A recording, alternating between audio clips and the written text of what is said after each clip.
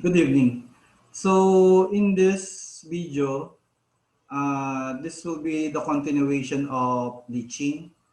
I'm going to solve problems in leaching operation, particularly the multi-stage leaching operation. Hello? We're going to tackle the two cases of multi-stage leaching operation, and also the special case of two two-stage leaching process. So let me share you the PowerPoint.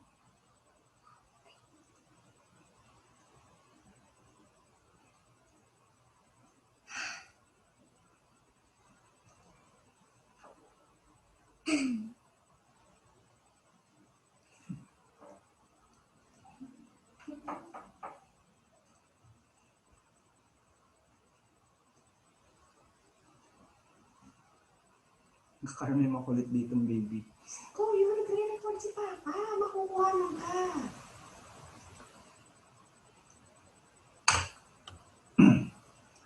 Okay, so this is the absorption factor equation. You can find this on page 18-66 of our handbook if you're using the 8th edition. So if you still remember how to derive this, basically you just divide the average range with the average approach. No? You still remember the concept of range and approach? Diba, the concept of range is generally introduced in heat exchanger. So ba kayo ng discussion ng heat exchanger? So, di ba, you have the cooling range and the heating range. So, halimbawa, heating range is the temperature difference of the heated stream. Yung cooling range naman, it's the temperature difference of the cooled stream. Tapos yun namang approach, yun yung generally yung magkatapat na temperature. Halimbawa, counter current. So yung temperature ng isang stream na pumapasok against dun sa temperature ng isang stream na lumalabas. Diba? Yun naman yung approach, yung magkatapat. Okay? So most probably we need to derive this equation para ma-review nyo yung yung logic ng equation na to. At saka another thing, hindi diretsong ginagamit itong equation na to if you still remember. Meron tong n-1. So, if you still remember, kasi yung XA natin at saka YA, wala dun sa outlet, dun sa final outlet at saka final inlet. Nandun siya sa outlet ng first stage. No? Dun sa L1, tapos dun sa outlet ng second stage. Kaya meron siyang -1 kung natatandaan niyo. N-1 is equals to log YB minus XB, etc. Okay. So, let me annotate this slide.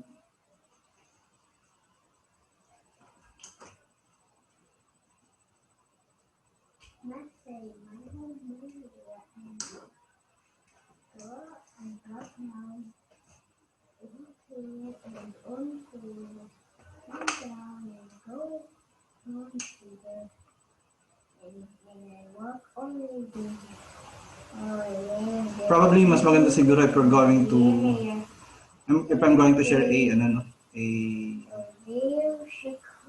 whiteboard.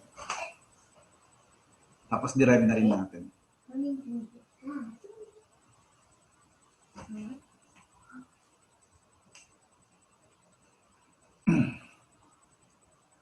So, pag multi-stage, generally this is illustrated as 3 square or rectangles.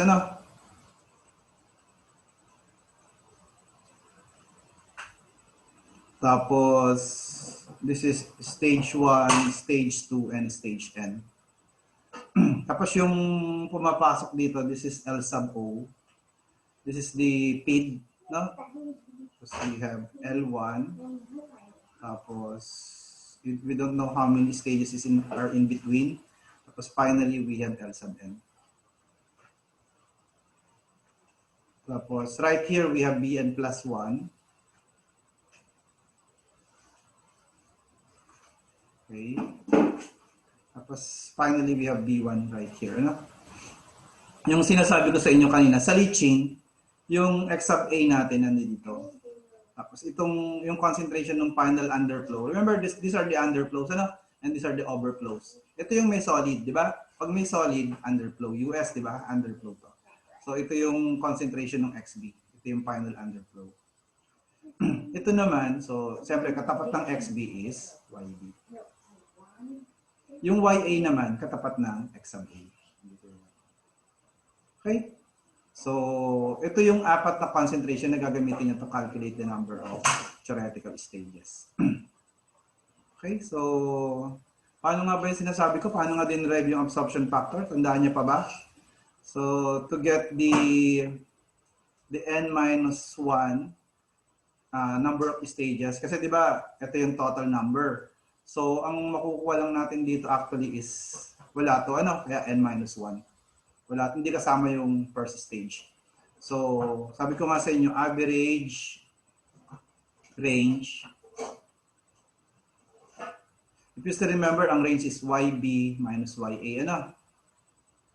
O kaya XA minus XB, o YA minus YB. Ganun yung range. Average range. Dalawa kasi yung range natin eh. Ito, di ba? YA minus YB at saka XA minus XB. So, yung average ng dalawa. At saka average approach. Divided by average approach.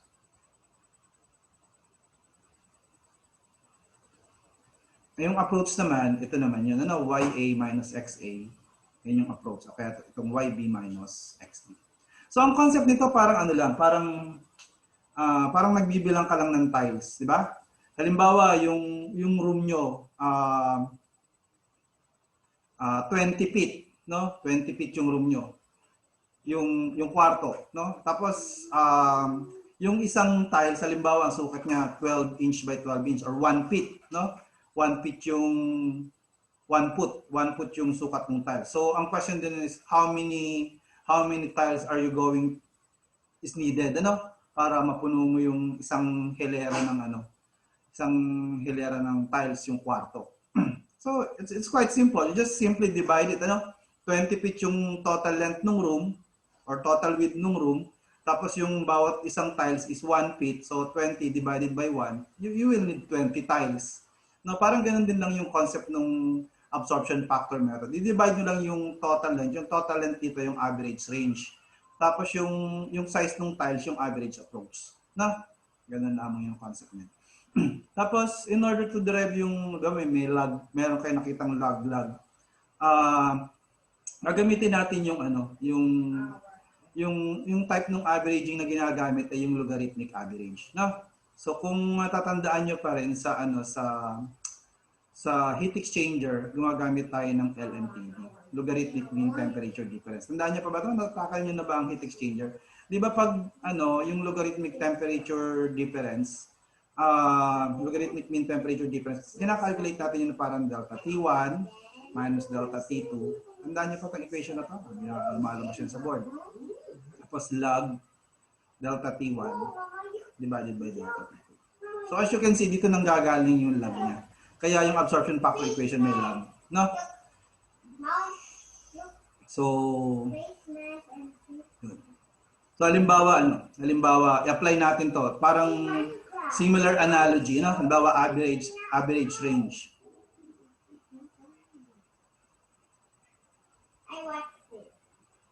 Okay?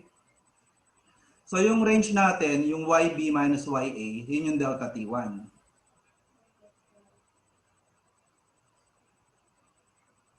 Tapos yung isa pang range, XB minus XA. Yan na.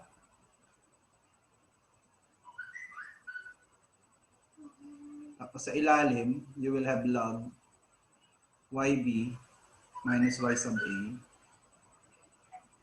divided by XB minus X sub A. Tapos average approach.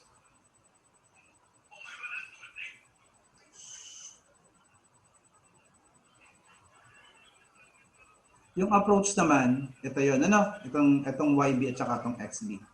So, YB minus XB. I hope you can see the logic. Tapos, ito namang approach na to, ano? YB minus XA. Yung dalawa na yan yung kinukuha nating average. Yung natin kinukuha yung average. Tandaan nyo pa yung derivation ng mga professor nyo. Tapos, log YB minus XB divided by YA minus XA.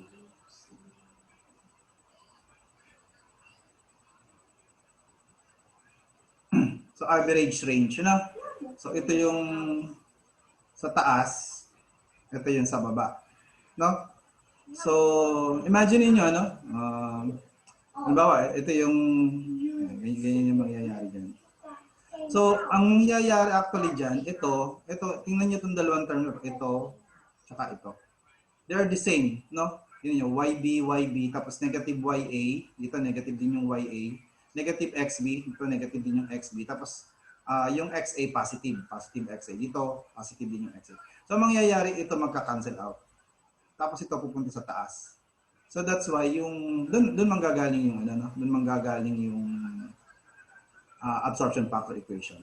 YB minus XB divided by YA minus XA divided by log YB minus YA XB minus XA. So ito yung absorption factor equation. So I hope you follow the derivation. So para mabilis niyong ma-solve yung problem, from time to time may lumalabas na leaching. Kung minsan wala, kung minsan meron. Halimbawa, ngayong board na to meron, susunod na board wala. Pero ano kasi yan usually situational problem. So the list is 3 multiple choice questions yung sa isang problem. Minsan 3, minsan 5, no? So actually, hindi lang naman sa leaching ginagamit yung absorption factor. Meron pang ibang unit operation na ma-encounter nyo. Sa gas absorption din, ginagamit din yung absorption factor. Kaya nga absorption gas absorption kasi yan, originally. So, ito usually yung sinusukuan ng marami. Pero remember, ang board exam natin competitive. Yung top 50% pumapasa, kung daw 70%, yung top 70% pumapasa, yung lower 30% bumabaksak. So pag halimbawa, inalay nyo na itong problem na to, delikado, no? Kaya tsagain yung maintindihan. Madali lang naman, actually formula lang. Medyo mahaba nga lang talaga. Pero considering na 8 hours, di ba? Ang Chem-Eng part 8 hours, talagang prepare for complex problem, no? Huwag kayong aasang, hindi lalabas yan. Lumalabas yan every now and then. Okay?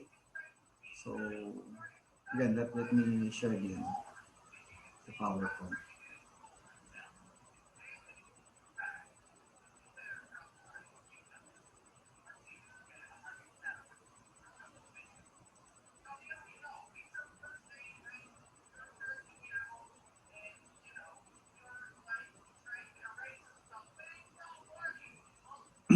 Okay.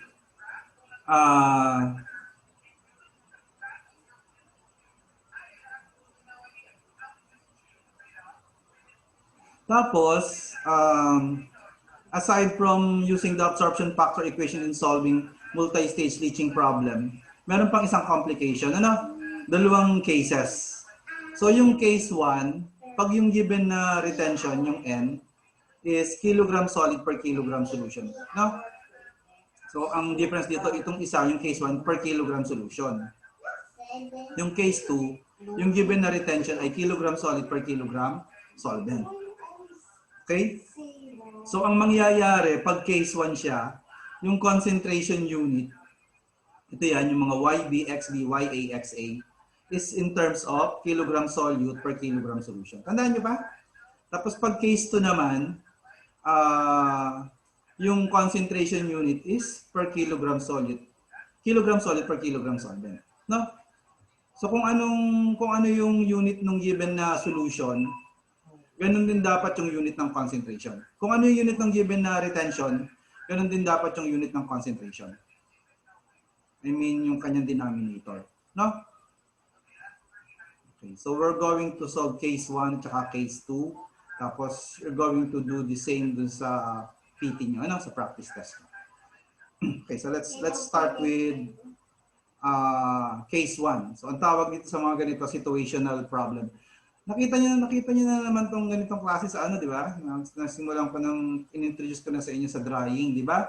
Meron tayong problem sa drawing. Isang problem lang tapos 8 questions.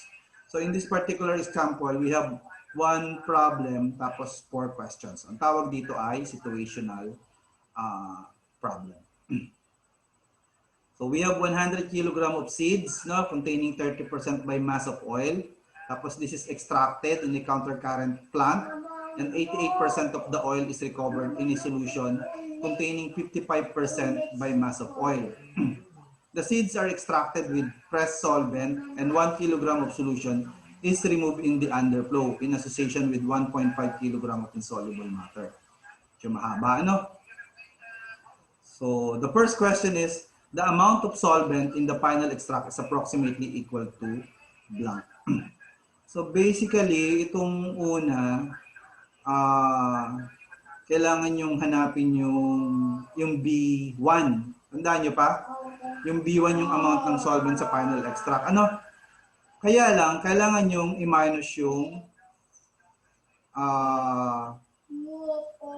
bali kasi makukuha nyo dito yung B1 solution eh. Kasi ano siya, case 1. The seeds, yung kanyang retention is 1 kilogram of solution per every kilogram of soluble matter. So pag sinolve nyo to, ang makukuha nyo is kilogram solution. Yung B1 nyo, solution. So ima-minus nyo pa yung solute para makuha nyo yung solvent sa final extract. So hindi siya medyo kakaiba siya doon sa una nating sinolve. Yung una nating sinolve na pag sa single stage, yun yung general case. Na mag-L muna yung sosolve nyo, tapos mag-overall mass balance kayo para masolve nyo yung problem, tapos oil balance. No? Ito medyo iba, no? Kasi may given kayong percentage ng extract. So para masolve yung number 1, gagamitin nyo itong 55%. Ano? Itong 55% na concentration ng B1, di ba ano lang naman yan? Oil, weight of oil divided by weight of solution. So, since alam niyo yung weight ng oil, sabi kasi sa problem, 88% ng total oil. Alam niyo yung oil eh. Ang oil, 30 kg, di ba? 100 kg plus 30%, 30 kg oil. 88% nun. So, malalaman niyo agad yung B1. Diretso. Ganun lamang yung number 1. Ano? Tapos, i-minus niyo lang ulit yung yung weight ng oil dun sa weight ng solution. Makukuha niyo yung sagot sa number 1. Imagine niyo ba? Sinasabi ko? Tapos, number 2 naman, the amount of solvent in the final underflow is approximately equal to. So, itong number 2, ayun. Ano na to? Kamukha din nung first problem natin. You just need to calculate L1. Ang L1, L2, hanggang Ln, equal lang yun. So, kailangan nyo lang yung retention. Ito, yung 1.5. 1 pala, 1 over 1.5. Yun lang.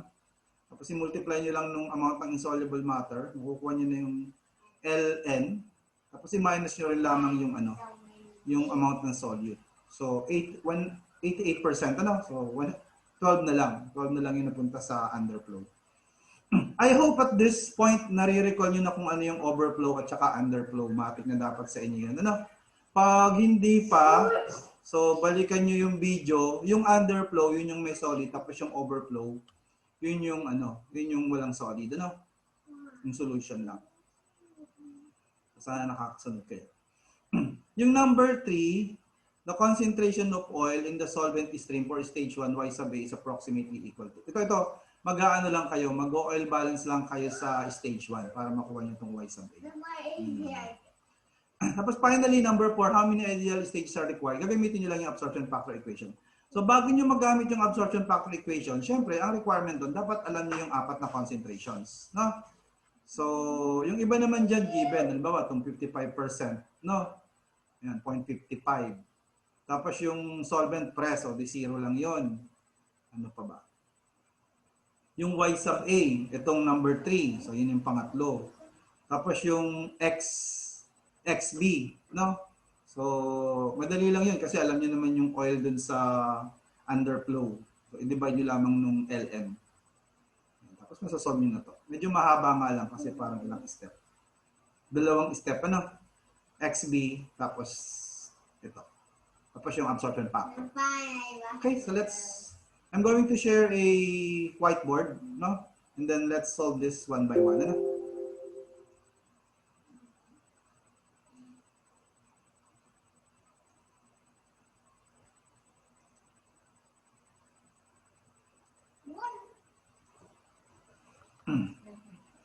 Okay, so that's the first step in problem solution. Ano? Read and understand the problem and then try to draw the schematic diagram. Ako kasi hindi ko talaga kaya ng diretso eh. Parang, ewan ko, parang that's the way I process information, ano, through drawing it. Pero kung kaya nyo naman, pwede rin naman. Kasi sabi ko nga sa inyo, yung unang question, ano lang, hindi nyo naman kailangan yung drawing. Kasi given naman yung concentration ng ano. Pero eventually, sa number 2, kailangan nyo na rin yung drawing. So, i-draw nyo na rin. Ano? I-draw na rin natin yung diagram ng system. Ganun ulit, ano? Tatlong rectangles.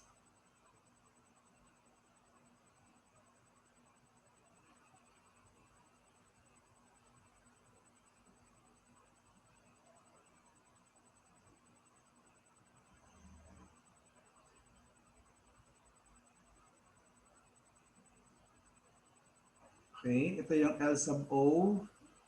Ito yung L1 natin. Tapos ito yung L sub N. Andito yung XA, ano? Tapos ito yung BN plus 1. Tapos, case 1 tayo, no? Remember, case 1 tayo. Dito yung B1. Okay. Dito yung XB.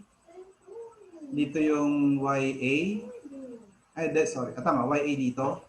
Sorry. XB. XB dito. Dito yung Y. Bakit bumalik?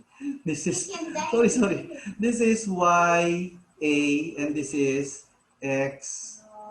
Oh my God. This is YB. Sensya ha? I'm going to erase this for hindi madali. Okay. Basta X. Basta L, ang kapartner nun ay ang kapartner ng L ay X. So this is X. Okay? So, lagay natin yung mga data para mas ma-imagine nyo. So, we have L sub O is, we have 100 kilogram of seeds.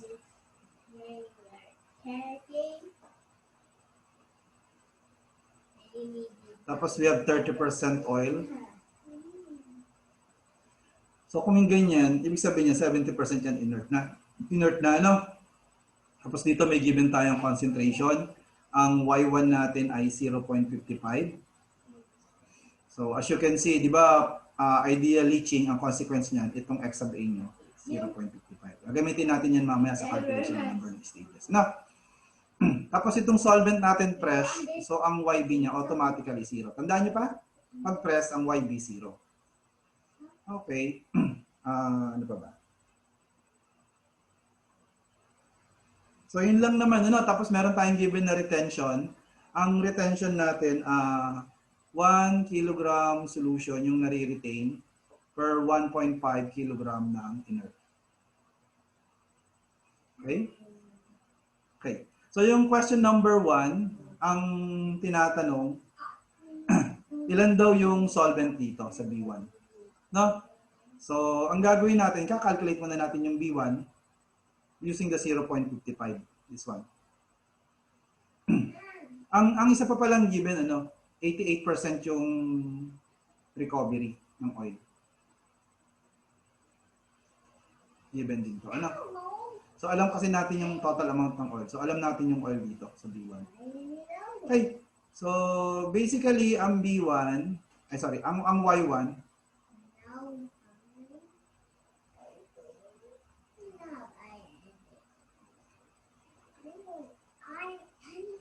ang Y1, equal yan sa kilogram oil divided by kilogram solution. Yung kilogram solution actually is B1. No? So, 0.55. Tapos yung kilogram oil, 88% nung total. Ang total ay 30 kilogram. 88%. Okay? So, as you can see, you can easily calculate B1. Okay? So, ganun ulit. Kuha ng calculator ulit para hindi mainip. No? Sundan nyo ako. So, 0.55. 100 times 0.3 times 0.88. Tapos alpha x. Tapos ship solve. Okay. You're supposed to get 48. Ano? 48 kilogram.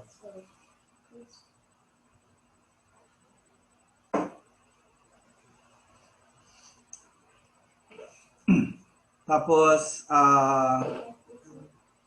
i-minus nyo lamang dito sa 48 para makuha nyo yung amount of solvent. Amount of solvent kasi yung tinatanong. I-minus nyo lang sa 48 yung amount ng oil. So, ito yung oil, di ba? Ito yung oil. I-minus nyo lang yan. So, 48 kilogram minus 100 times 0.3 times 0.88. So,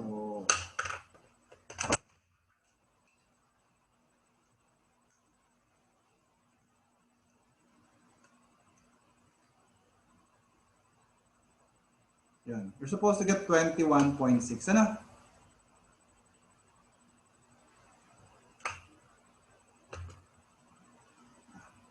So, ang answer dito ay 21.6 kg. Sa number 1. Oil to, ano? So, I hope you follow. Simple lang naman, di ba? Okay. So, balikan natin yung problem. Tingnan natin kung anong letter yung 21.6.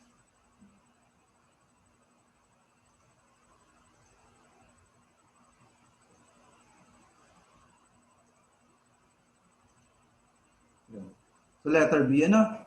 Letter B yung sagot sa number 1. Okay? So, let's try number 2. Number 2 naman is amount of solvent in the final underflow is approximately equal to. So, ang gagawin natin dito, kakalculate lang natin yung L, L1, L2, Ln. Pare-parehas lang naman yung value, ano? So, gagamitin lang natin yung retention. Tapos, ganun din, ima-minus din natin yung ano. I-minus din natin yung amount ng oil para makuha din natin yung solvent. Okay, so again, let me share a whiteboard.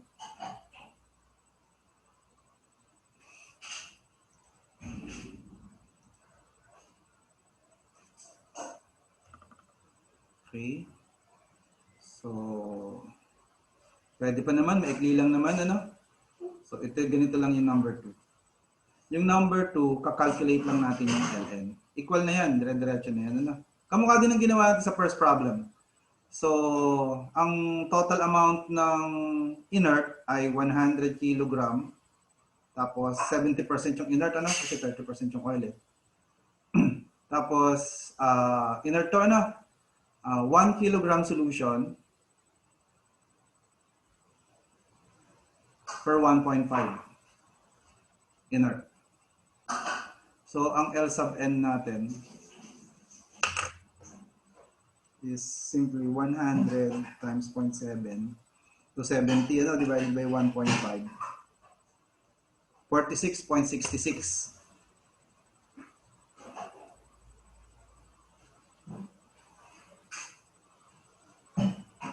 Tapos, ma-minus natin yung ano. Kamukha nung ginawa natin sa number 1. Ma-minus natin yung solid.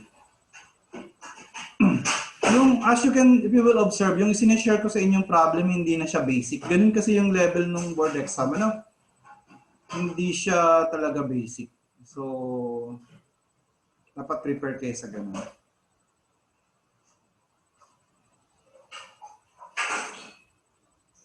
So, minus nyo yung 12% ng total oil.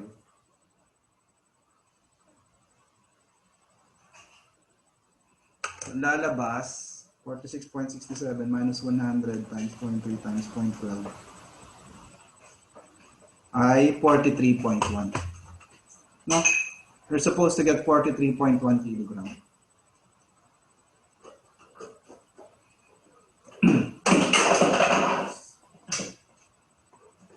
Dali lang naman, ano? Ito, ginawa naman natin. Actually, ito yung standard step sa solution. Ano? Ito yung first step. So, kinuha nyo lang natin yung ln. Ang medyo bago lang ito sa problem, nag-minus tayo ng solute. Na-imagine nyo naman, di ba? Kasi solvent lang yung tinatanong. So, basahin nyo mabuti yung problem. Ano? Huwag kayong magmadali. Actually, ang ginagawa ko dito, mahaba kasi ito. Iniiwanan ko sa dulo.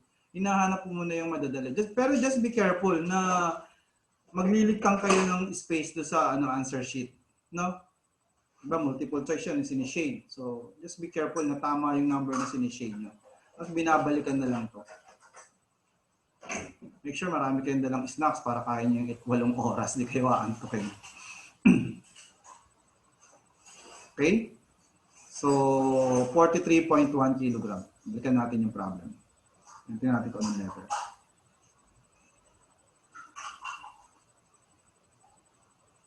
Ito yun, 43.07. Actually, it's 43.07. I-round up ko lang. 43.000. Kala ko kasi 0.1 eh. 43.07 pala, eksakto.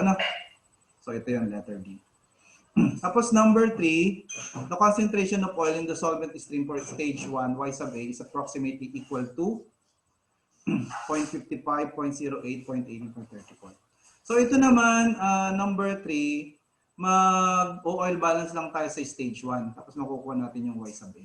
No, ganun lang yan. Okay, so balikan natin yung yung whiteboard natin.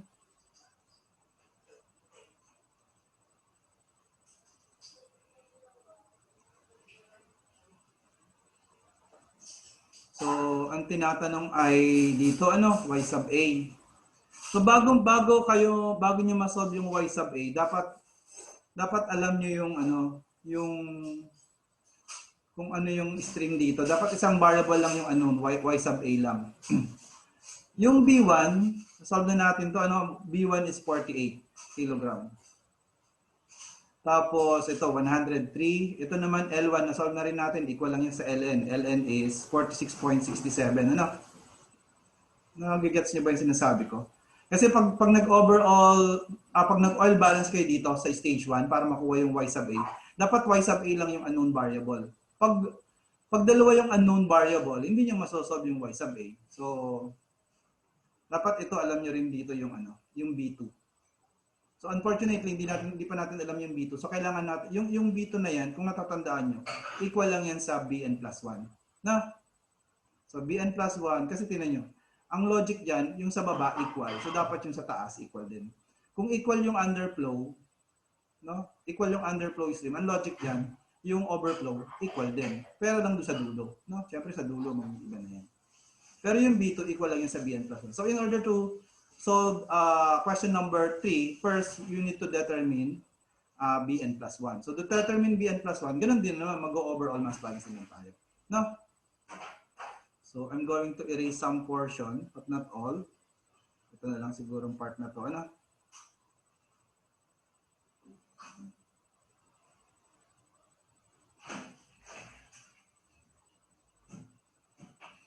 Para kita nyo pa rin yung ibang numbers. So, mag-aano tayo? Overall mass balance. Actually, di ba parang stage-wise, ito na naman talaga yung susunod pagkatapos ng L, overall mass balance. Pag stage 1 pati, overall mass balance ang ginagawa. Pag case 1, yung given na N ay kilogram solution. Pag case 2, solvent balance ang ginagawa. Overall solvent balance. So, overall mass balance. So, if you still remember, sa L, ang ginagamit lang dito yung oil lang, hindi sasama yung inert. So, 100 times 0.3. Okay. So, tapos, plus Bn plus 1. Yun, ano? So yun, di ba? Overall kasi, di ba? Tapos equal to sa L sub n. Ang L sub n natin ay yung 46.67. Di ba? Tapos yung lumalabas dun, yung 48 kg. Yung B1, 48 kg. So you'll be able to solve Bn plus 1. This is number 3, ano? So makukuha nyo by using your calculator. Use your calculator. Get your calculator para hindi kayo mainit. Okay. So you're supposed to get something like lan. Ano makuha nyo?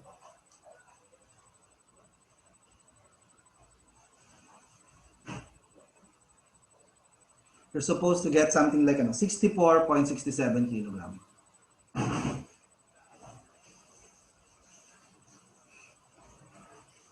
Okay? Tapos,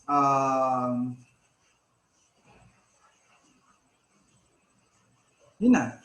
Pwede na kayong mag-oil balance sa stage 1. Kamukha pa rin naman yung ginawa natin, di ba, kanina? Oil balance at stage 1. Kanya pare-paras lang naman yung step. Madali lang naman siya, practice lang talaga. Kasi paulit-ulit lang naman yung solution niya. Okay, so simula tayo dito. So 100 times 30%, 30 kg of oil, di ba? Yung pumapasok, total na pumapasok. Tapos yung pumapasok sa taas, ito. Sabi ko nga sa inyo, kung ano yung value ng Bn plus 1, yung nasolve natin kanina, hindi yung value ng B2. So ang B2 ay 64.67. So plus 64.67 kg. Times y sub a. Ito yung hinahanap natin sa number 3. Ano? Tapos yung lumalabas, ito, actually pwede nyo yung i-shortcut, pwedeng yung 88%. Ito pala yun. 46.67 times 0.55. Sorry. Stage 1 nga lang pala. Ito yun. 46.67 times 0.55.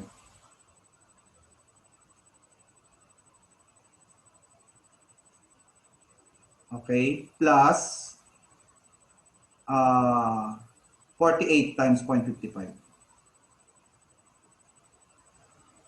Okay? So try to use your calculator, tapos shift solve nyo. Okay. Tapos try to get y sub a.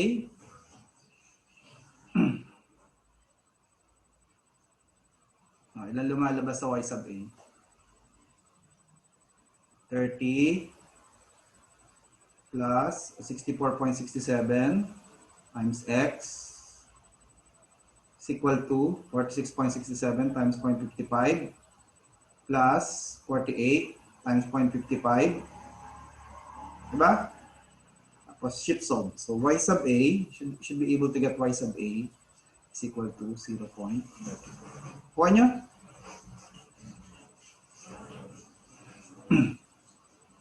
Okay lang? Balikan natin yung problem.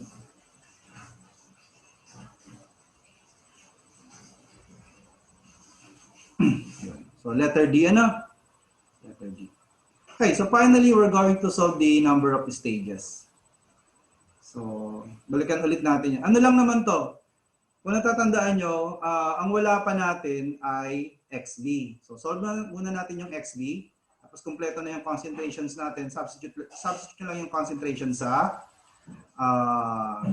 absorption factor equation. No?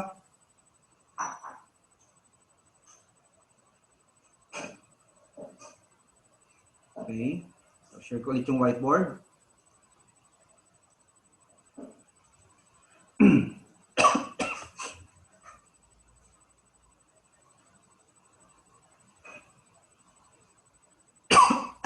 So, bago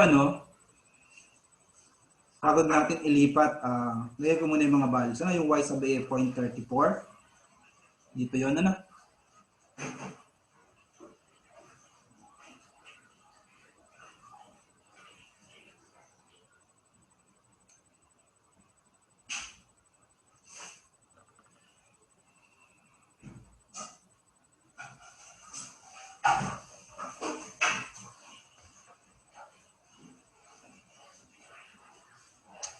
Ayan, excuse.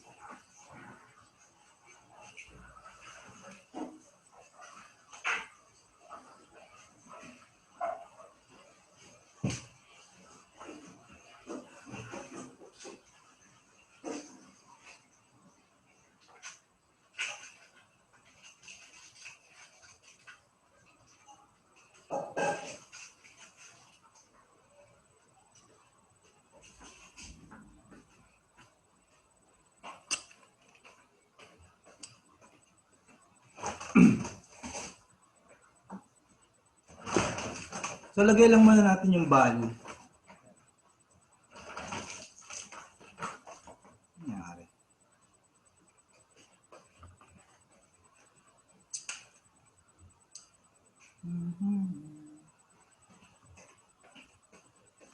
Sumunod ng ano. Pag-draw na yun. Okay. So, nilalagay ko dito ang value niya ay 0.34. Ayaw siguro sumulat sa taas. Anyway. Ayaw niya sumulat ng masyadong mataas. So, y sub a is 0.34, tapos x sub a is 0.55. As you can see, yb is 0. Ito na lang xb yung wala nating value. Ano? So, I will erase all the other data. Yun lang namang apat yung kailangan natin. Ano? Para hindi magulo.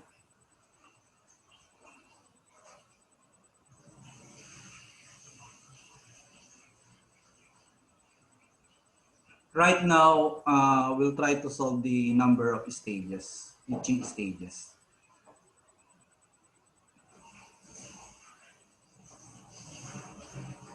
Yan, yun lang kailangan natin yung 46.67 na yan.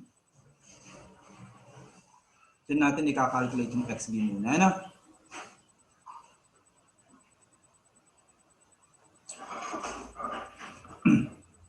So XB muna.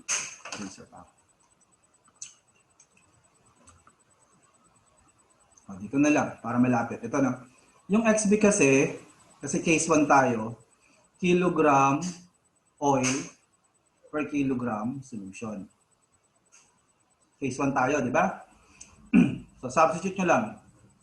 Yung oil natin, kung natatandaan nyo pa, 12%, no? Yung total.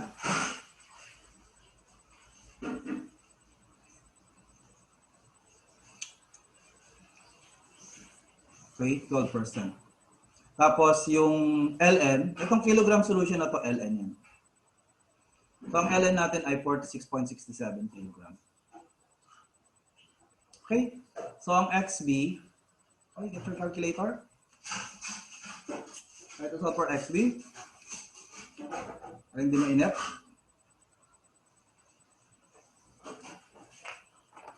We're supposed to get, lang nakuha nyo, XB. Supposed to get 0.0771. Medyo dagdagan nyo yung, ako ginagawa ko 4 na decimal o kaya in-store ko. Kung kaya nyo i-store, store nyo. Kaya the other option is 4 na decimal yung i-retain nyo. Ano? Pero syempre kasi yung 0.34, yung y sub a, nasa choices. So yun na yung ako ginagamit ko, yung kung ano yung nasa choices. Makikita nyo naman yan kung eksakto yung answer nyo later. Ano? Okay, questions? Okay, so now we're going to recall the absorption factor equation. So n minus 1 is equals to log. So ang nasa taas nun, yung range, ay yung ano, yung approach. No? So yb minus xb. Pag nagpa-practice kayo, mamememorize nyo ito natural. Ya minus x sub a. Yung nasa baba, yung approach. Sorry, yung range pala. YB minus YA. Tapos, XB minus XA. Okay? So, try to substitute everything. N minus 1 is equals to log. Tapos, YB. Ang YB natin yung 0. Ito yun, 0. Ang gawin nyo, dalawa na para mabilis. Yung baba taas na. So, 0 sa taas. Tapos 0 sa baba. Diba? Ito yung YB na sa baba. Ito yung YB sa taas. Tapos susunod XB. Ang value natin XB 0.0771. 0.0771. Medyo mahirap yun pag diretso sa calculator. Hindi ako maniniwalang bagay. Siguro kung talentado talaga kayo. Medyo mahirap siya kung diretso sa calculator. Ako sinusulat ko talaga muna.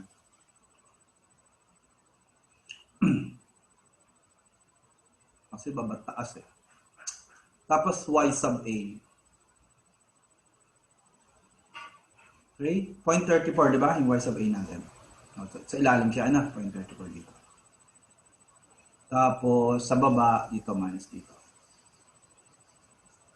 Tapos, X sub A, X sub A. So, ang X sub A natin ay, ayun. Alam niyo pa ito, di ba kanina equal yung Y sub Y1 tsaka X sub A. So, 0.55. Medyo challenging ipasok sa calculator yan. Okay? So, pasok niyo sa calculator, tapos shift solve yung N. Come on, try to do it.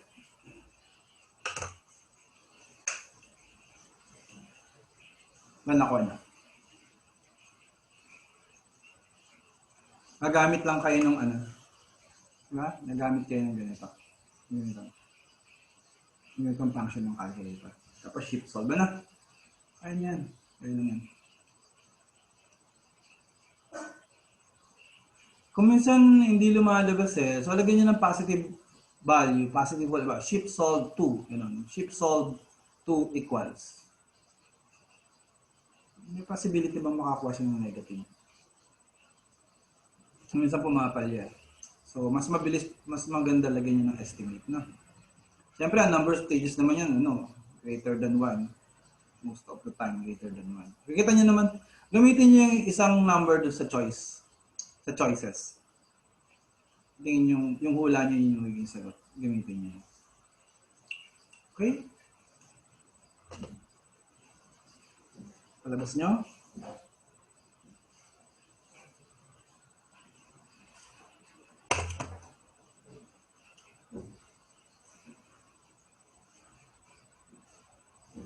You're supposed to get 4.04. I'm getting 4.04. Ano?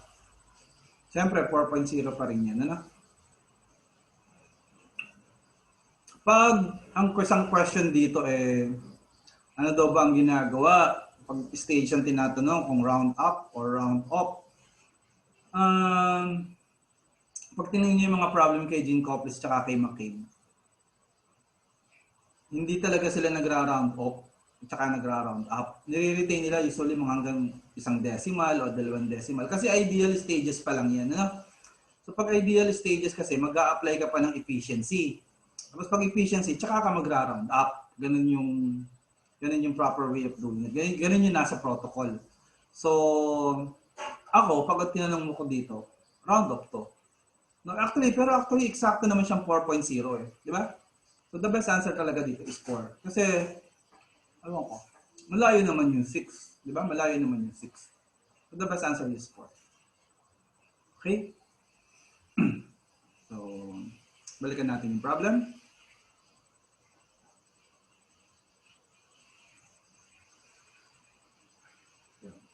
So, ito yun, no? Letter A. Okay, so, I hope you get this case 1. Okay, so cut muna natin dito yung video. Exercise muna kayo ng konti. Tapos, yung susunod na video, sisimula tayo sa case 2.